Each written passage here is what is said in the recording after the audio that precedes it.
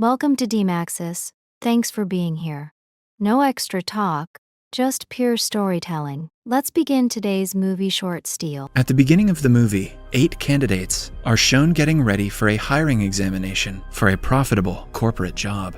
Some candidates motivate themselves with encouraging words, while some add a few touch-ups to their appearances before moving to the examination hall. The place is dimly lit, with desks for every candidate kept uniformly throughout the room. It also has cameras to monitor their activities.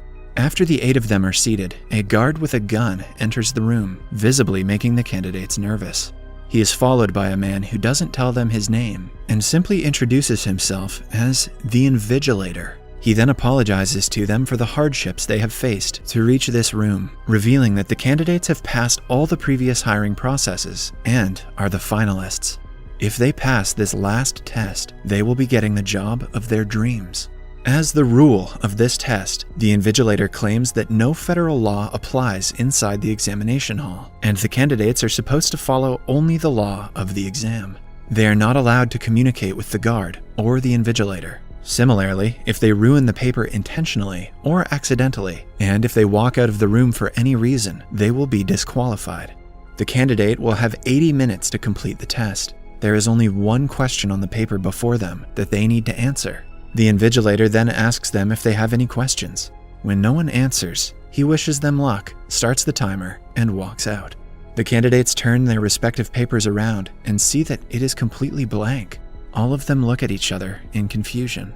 As time passes, they become more nervous. Hence, candidate number 2 starts writing on her paper why she thinks she is eligible for the job. The camera in the room zooms into her paper, and the guard is told to throw her out because she ruined her paper. Number 2 begs for a second chance as the guard locks the doors on her.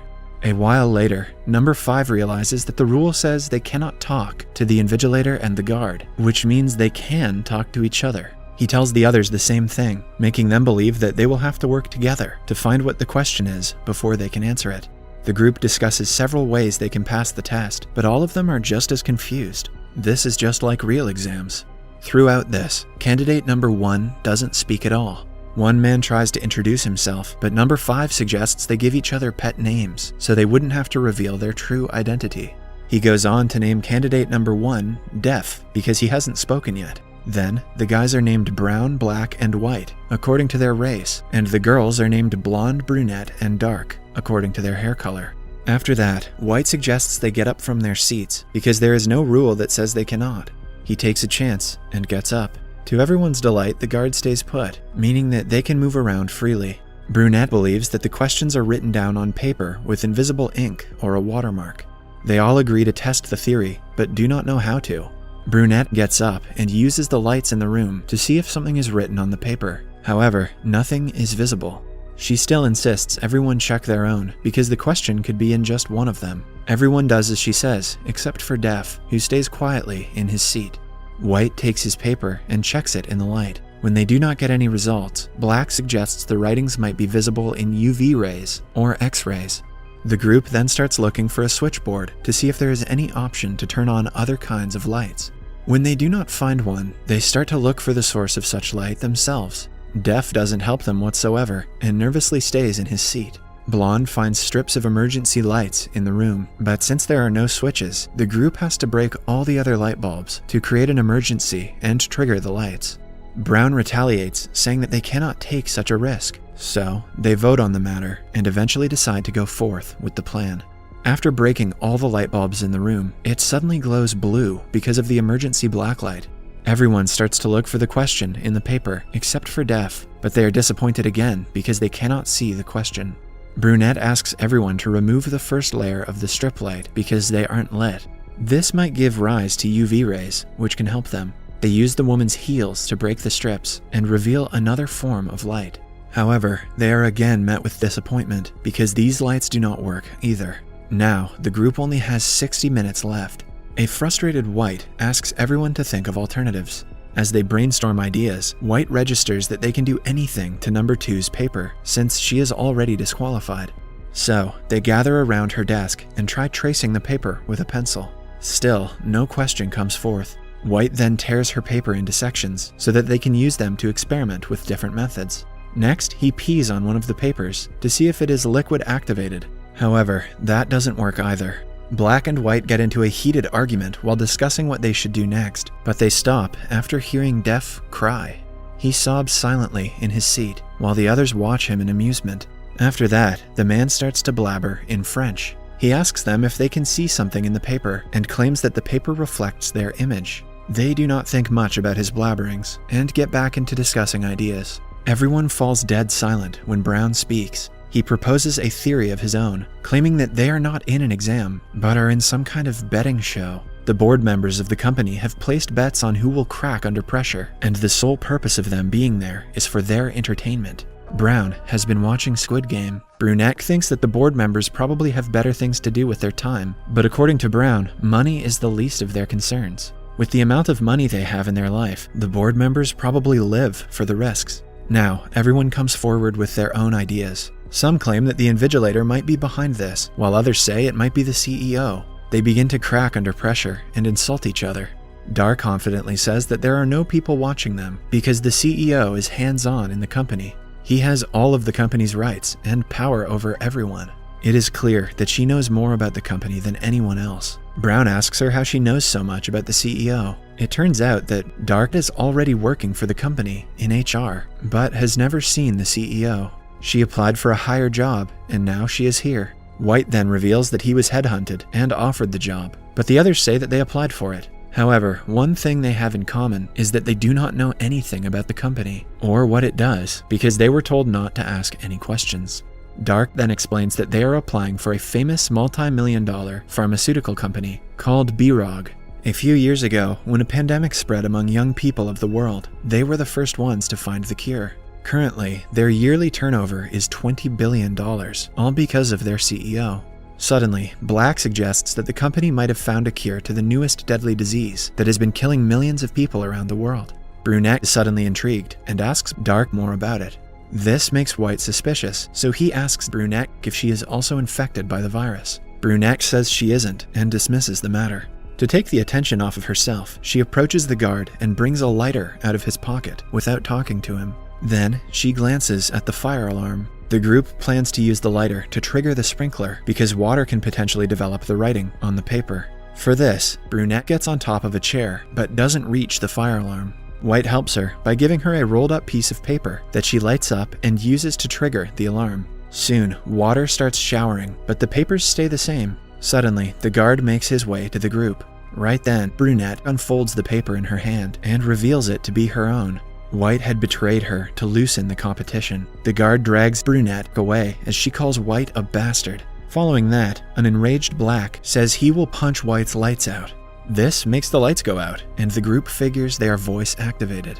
They ask each other to be careful with what they say when Def starts to cry again. White slyly sits in front of him and bullies the poor guy into tearing his own paper and eating it. The guard approaches Def and sends him away as well. Now only 5 of the candidates are left. Black belittles White for being an awful person, but White insists they should thank him for getting their competitors out. He also claims that he knows what the question is, but refuses to tell the others. In a fit of rage, Black knocks him out with a single punch. The group then ties him to a seat and covers his mouth with a tie. A while later, White gains consciousness. Dark removes his gag, and he asks for his medication, saying that he is also infected with the virus and has to take medicine every hour for him to live. Black searches for pills in his pocket, but doesn't find one. This makes the group believe that White is just making excuses, so they will free him. However, White claims that one of them has taken the pill and promises to tell them what the question is, if they give it back. Soon, he loses consciousness again and starts to tremble. Some believe he is faking, but Black says he is having a seizure because of the virus. They start looking for the pill he was talking about, but cannot find it in the room. With only 15 minutes left on the timer, they check each other for the pill. Dark suspects Brown for taking it, and is proven right when she finds the pill stuck to some chewing gum under his table. She tries to feed it to White, but Brown throws it in a vent. As the others try to get it out, a stressed Dark goes in front of the camera and asks the invigilator to save the man, but since she talked to the invigilator, she is immediately disqualified. After she is gone, Blonde brings the pill out with a bobby pin and saves White's life. She also unties him in the process. After he recovers, everyone asks him for the answer he promised. White reveals that the answers are the candidates themselves. They have been searching for a question all this time, but White thinks that there is no answer, and the one who is left at the end is the answer. The rest of them believe him, but before they can act, White runs to get the gun from the guard. Black pushes him aside and acquires the gun himself. He points it at White, who confidently claims that he won't shoot anyone. Simultaneously, he attacks Black and gets the gun. However, when he is about to use it, he realizes the gun has fingerprint recognition. So, White uses the guard and points the gun at the others. He threatens everyone to get out of the room on their own so he can win the position. Brown doesn't retaliate with the fear of being shot and deliberately walks out. A scared blonde slowly walks outside, but yells "lights out" at the end. The room goes pitch dark, making White shoot in random directions. When the lights come back, Black falls limp on the floor with a bullet hole in his chest. White looks around and sees Blonde still has a foot inside the room. He is about to shoot her as well, but notices that the timer has stopped. Now, White walks to the camera and tells the invigilator that he is the winner of the competition. The guard approaches him and shows him the time. White is in shock to see they still have 20 seconds left, meaning that he is disqualified for talking to the invigilator. It is then revealed that Def had changed the time while they were busy discussing other things. At last, the only one left is Blonde. She walks into the room and picks up Def's glasses that had fallen while he was being taken out. Using those, she looks at the paper and sees question 1 written on it. To her utmost surprise, Def enters the room, revealing that he is the CEO of the company and was in the test to keep an eye on everyone.